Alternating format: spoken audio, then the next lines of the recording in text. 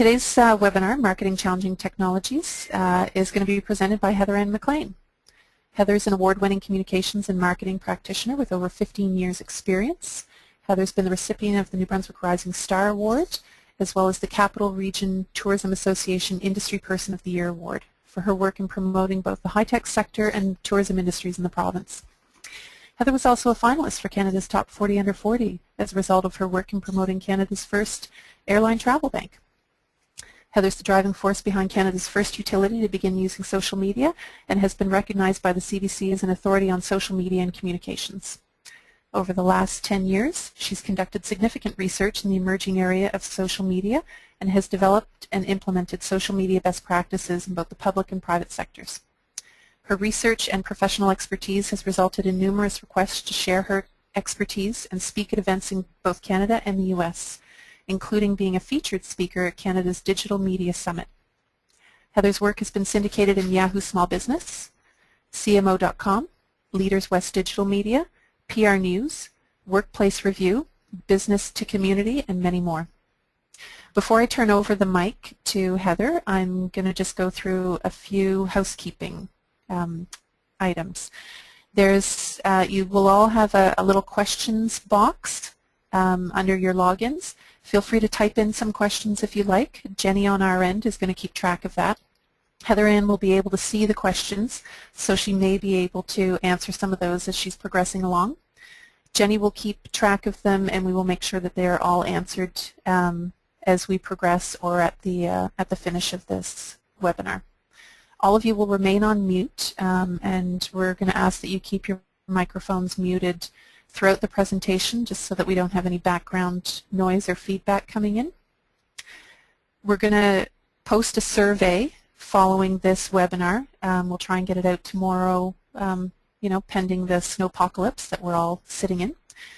For all of the questions coming in, we're going to put your names into a draw for a gift card, and basically every question coming in will get their name put into the bucket for this gift card, and we'll do the draw for the gift card tomorrow when we all get back.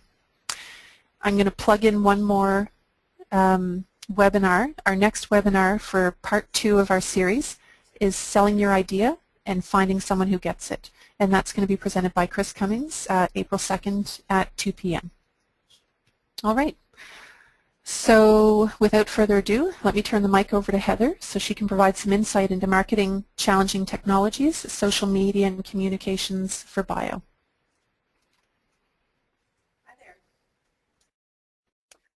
Hi there. I'm just going to get this started, and thank you for inviting me to be your first speaker for your webinar series.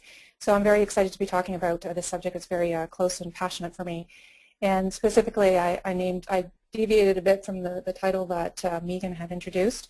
So I'm going to look at specifically digital marketing, and even more so, specifically looking at attracting, building, and converting prospects into customers for the biotech sector and obviously complex subjects. So let's take a look and dive into this.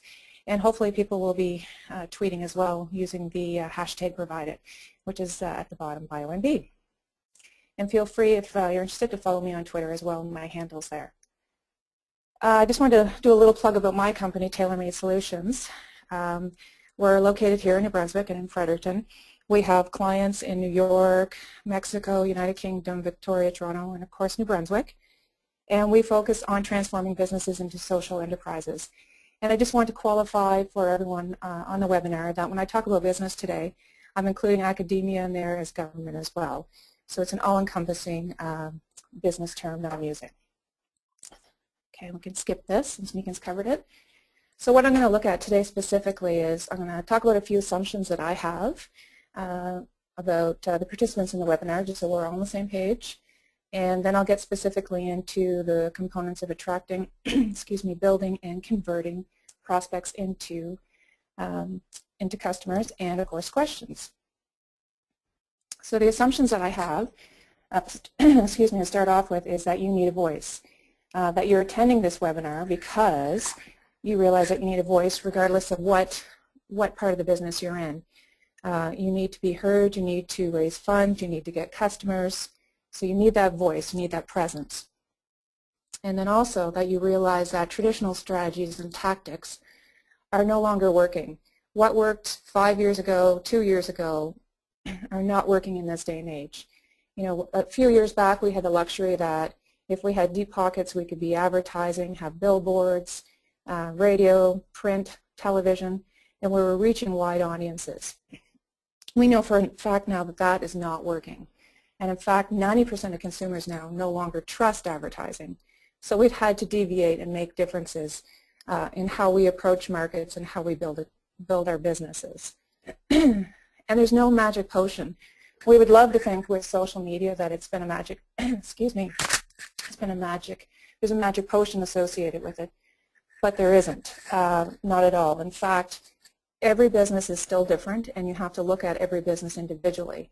And even though social media is considered kind of the democratization of knowledge and giving power to consumers, that has really shaken things up and disrupted our entire business cycle, all the way from customer service to marketing to PR to social customer service, all the way up to the C-suite.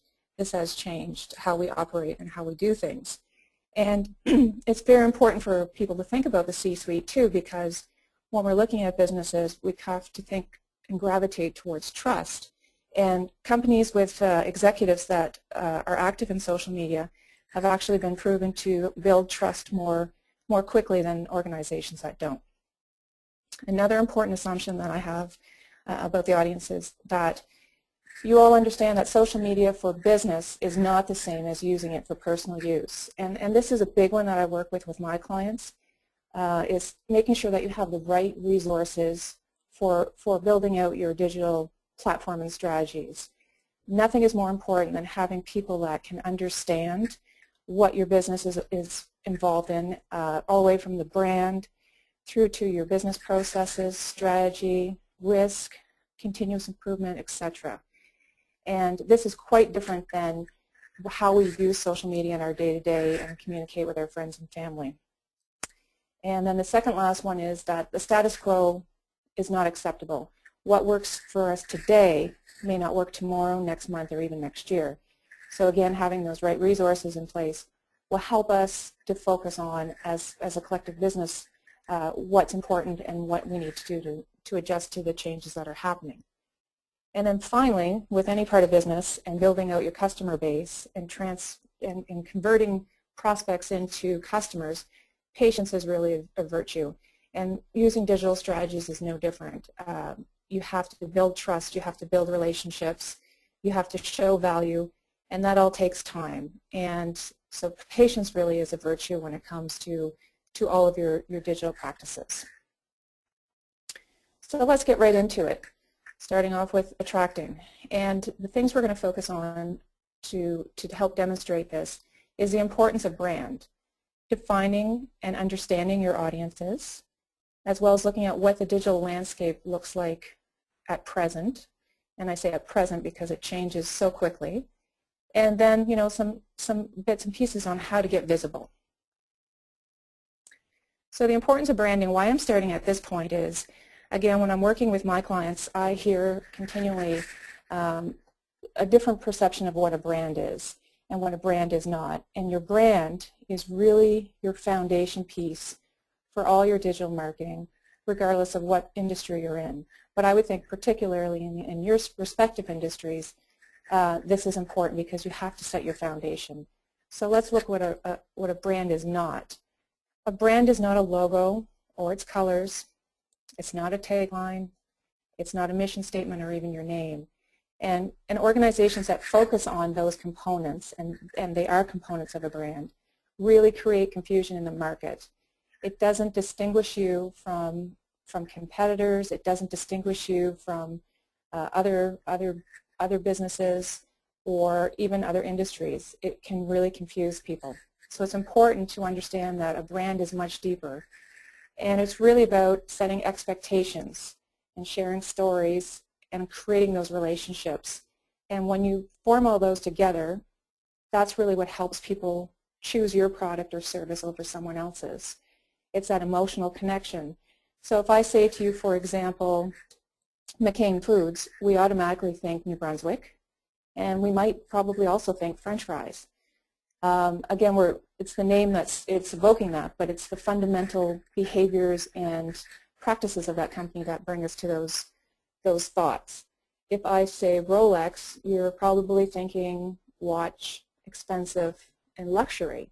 Again, there's some values and memories and stories there that are all interconnecting that for you. And then my last example is Bricklin. If you say Bricklin, some people, we all have different opinions on what the brand is around Bricklin, and some may think that it wasn't such a good idea, but at the same time, we can look at it and say, hey, we tried something and it didn't go quite as we expected, but nonetheless, hopefully this has helped putting some perspective around the emotional connection that is created around the brand. And ultimately it comes down to the values of that organization or brand and the results. The saying, what have you done for me lately? Well, what has this particular brand done for me? What has Coca-Cola done, or what has any other brand for that matter? Subaru, you think about that. So once you've identified your brand, then you have to start thinking about your audiences and understanding and identifying those audiences. So who are they? So depending on where you are in your life cycle of your business, if you're a seed or startup, you're operating on minimal staff. There's still an audience for you. You could be looking for mentors and advisors, funding, or other investors, and also beta customers. And then when you transcend into the next stage of maybe early or break-even status, again, you're going to start to develop some different audiences. As you can see here, you might be into boards of directors. You're looking more now in terms of moving past your beta customers and into prospect and competitors or customers, and also you're going to probably start looking more closely at competitors.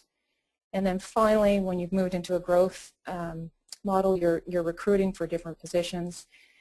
You might be in a situation where regulatory and government environments are much more important to you.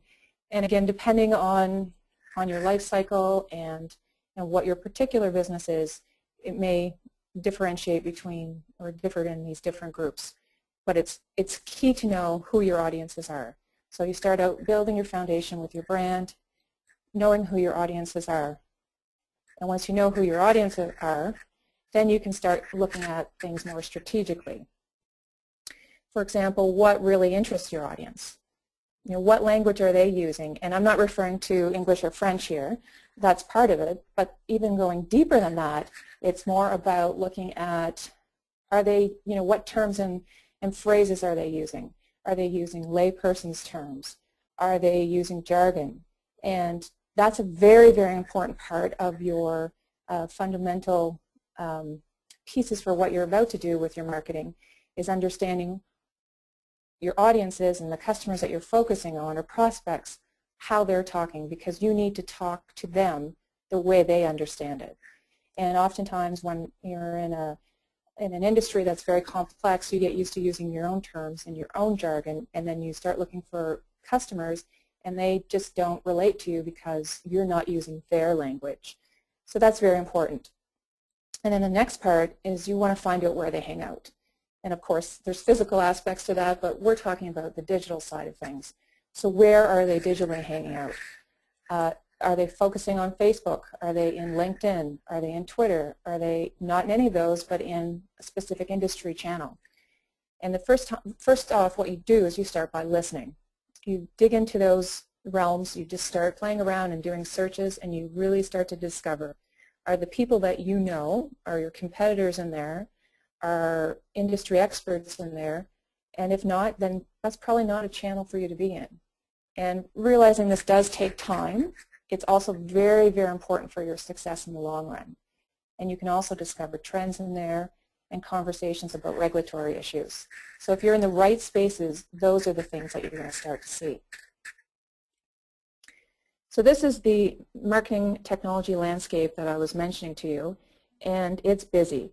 I'm sure a lot of you are looking at this and eyes bugging out of your head thinking, oh my goodness, what is this mess that she just put up on the screen?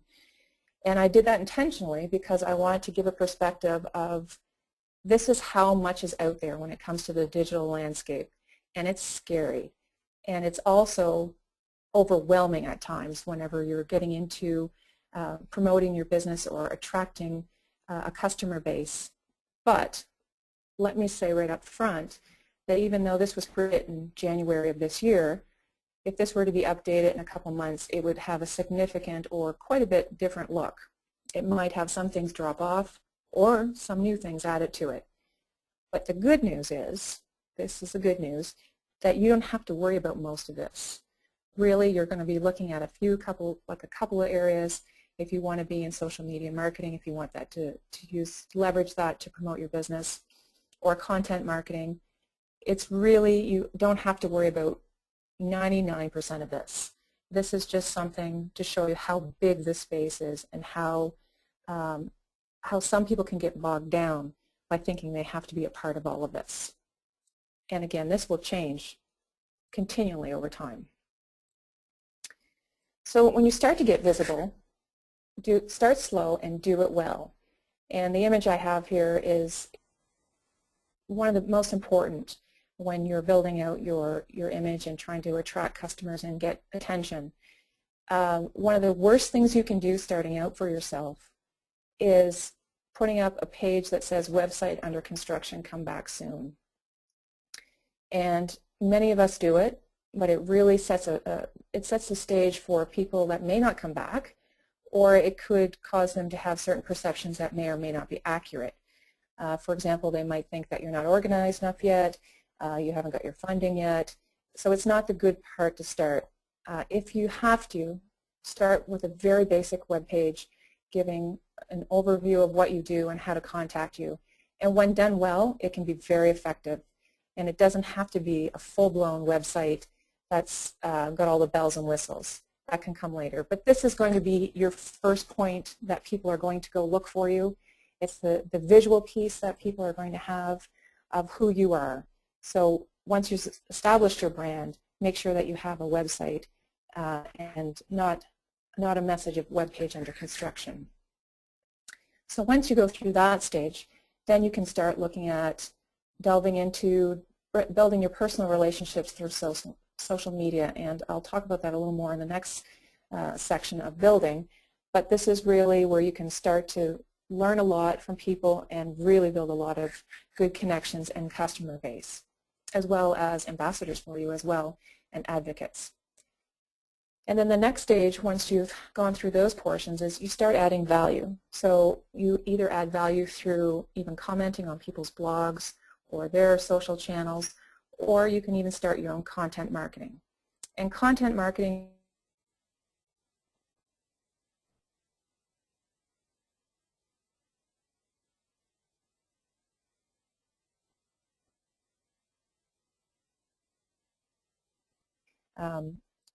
the whole 90% that I mentioned earlier about consumers not trusting marketing or advertising, now we've shifted to content marketing where we're showing blogs adding value, where we're giving how-tos and tips and so on, and that's really what it's all about. So it could be blogs, it could be podcasts, webinars like this one, etc. So that's all a part of content marketing. And then, of course, you can look at the traditional mix, whether you need to be in that space at all. In some cases, you have to be in some trade publications and looking at those. But again, look at everything in context. And when you're doing a digital strategy, it's not one that's in isolation from these pieces either. A social media strategy or a digital strategy must support the overall corporate objectives that you've set out to do. And I've worked with some clients that have had previous consultants tell them that a social media strategy is a separate strategy, and it's not. And that's why I get called in, is because they're not getting the results that they thought they'd be getting from social, because they're looking at it independently and not a part of their overall strategy. And that's exactly, align it to your brand and your objectives. So keep in mind your key performance objectives and what has to be done there. All right, so let's start looking at building out your strategy and building what we call community engagement and trust as well. I'm just going to do a check. Are there any questions coming in or clarifications needed? from Simone, how effective is storytelling in marketing? Okay, so we have a question from Simone on how effective storytelling is in marketing your products. Storytelling can be very powerful. It's also very powerful in two ways, that if you tell your own story, that's one thing, but if you get testimonials and case studies, that's even more powerful. So it's definitely something that you want to be factoring into your content marketing plan once you've built your community and you've built trust. I wouldn't say jumping into that right away is the right thing to do. Primarily because if you haven't taken the time to build your community yet, which is what I'm going to talk about next, you aren't going to have that audience there that's going to be sharing the information. So yes, very important and a great question. Thank you. All right. Okay, so now that you know your audience, you know who they are, you know what language they use and what interests them and where they hang out. This is where you can really start to have fun, and this is where marketers love to have fun. And working with the overall corporate objectives, this is where you set your metrics of what the success is going to be. Because again, your social or digital strategy is not in isolation. It's got to be supporting your overall corporate objectives. And I'll give you an example. If you have a company, I'll say, pretend I'm a beer company, and all along I'm talking about things that support our beer sales and building a community around responsible drinking and so on. And then all of a sudden, everything I'm doing is around posting pictures of cats. I'm not living the brand anymore. So therefore, I'm not supporting the metrics of the organization, and people will start to wonder what's happened. And based on what you know about your audience and having listened in the channels where people are and where you're going to be focusing on, you now know the language that they're using, so you can refine your website, or at this point build your website, and also any collateral that you may be using. So if you are using printed collateral or going to trade shows, this is when you can really use the language that you've heard your prospects or people in the industry using to match that. And that will be an important competitive advantage for you, whereas others may not be doing that because they haven't taken the time. And again, this is where you've been in the channels, and maybe you've been in on Twitter and listening to conversations there, or in on LinkedIn and joined groups. You might have joined them as an individual. Now's the time to start building them out and build your channels as your brand. And that's another big component in and of itself in terms of preparing people who will be communicating on your behalf to be able to speak the brand and know how to respond to people. And we'll talk about that. And that's where you really start to build your community, when you start engaging with people and commenting on their posts and sharing their information and building trust. And that's such a big piece of business today, is having that trust component. And this image that I have up here is, there's a company in the United States, an agency, a very large one called Edelman. And each year they carry out what they call their Edelman Trust Barometer. It's done with about 30 countries, and they break it out by what countries are the most trustworthy, what types of businesses are the most trustworthy, as well as professions. And you can see here that in 2009 to 2014 there are some changes, and they're important ones. In 2009 they weren't even testing about technical experts, but now they are. So you can see that the top three trusted professions are academic experts, technical experts, and a person like yourself. So that comes back to where you're going to get information, how you're going to build trust. And as a business, you can draw on, if you have academic experts or technical experts, or even drawing on testimonials of a person like yourself to tell those stories. So that becomes very important in building trust and building your reputation.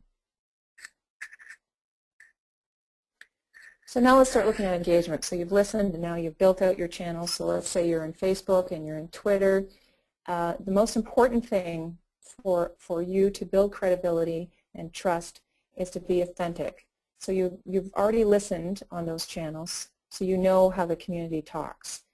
But the other very important piece is, whoever is doing this for you, you need to make sure that they speak with a human voice. So while some organizations are very progressive in this, in their life cycle and their maturity cycle in social, and they have what we call a social media playbook, that gives them every bit of guidance on anyone who's working in the channel, what they should do, how to escalate posts if there's an issue. It's very, very detailed. But they often give people scripts. And you can tell when someone has a script because if you're asking questions to that brand, whoever's responding on their behalf, it's like a robot. They come back with the same answer over and over again. And that's something you want to avoid. You can give them guidance on things to say to make sure that they sound like your brand, but they still have to be the human being that they are. And oftentimes you'll see at the end of a post on Twitter or Facebook, you'll see a bracket with 2 letters in it. And that's typically the initials of the person who's speaking on behalf of the company. So that is a best practice. So try not to limit people to a script, but rather guide them on how to sound for the brand, but let them speak with their own human voice. And also another best practice to really build trust and to build your network, and that network, of course, will become your prospects and customers. So you have to consider that, is speak to them one-to-one. So, for example, if I tweet to a company, when they respond to me, I want them to respond to me as Heather McLean versus as if they're speaking to a whole audience. And even though everyone can hear it, they really are speaking to me, and it's just like being at a cocktail party where people can overhear you. And of course, if you make mistakes in social or if your business does something a little wonky and people call you out on it, you should apologize for it. And I'll give you an example. When I was at Salesforce, we had part of the brand, the Radiant 6 brand, which we called Marketing Cloud, and we were trying to do some different things and test our community. And we had some new people that wanted to try some fun things. So we said, okay, sure. The fun things were kind of like putting up the like hand signal and saying, hey, if you like us, press like. And I thought, well, I'm not so sure our community is going to really like that. And they also put up some cat pictures and funny things like that. And within hours, I kid you not, we started getting called out on Facebook saying, what are you guys doing? You guys know better than this. You're telling us not to do this, and this is exactly what you're doing. So we said, okay. We wrote a blog post immediately, the management team, and said, you know what? We want to try something different. We didn't work. We're wrong. Sorry. I'm just going to do a quick pause. Any other questions coming in? Yep. Simone is asking, she's been told about all social media platforms are effective for business. I know which platform would be most effective to your audience. And most individuals are more than social media. So the question is kind of long. It's which social media platforms are most effective, and are they all effective? Again, it comes back to where your customers are, your prospects are. The best way to find out where they are is you actually have to go in to each one separately and listen to their conversations there, search around, delve into what types of people are there, and you can start by searching people you know in the industry or even existing brands from your industry. Go in and look at them and see where they are. Go on their web pages and see if they have Twitter icons or Google Plus icons. I firmly recommend that companies do not have more than 2 or 3, maybe 4 channels at the most, particularly when you're starting out. It's just impossible to manage all of that. And in startup mode or in a young company mode, you just don't have the resources for it. And as things change, some of those channels will change too. So again, it's very important to remember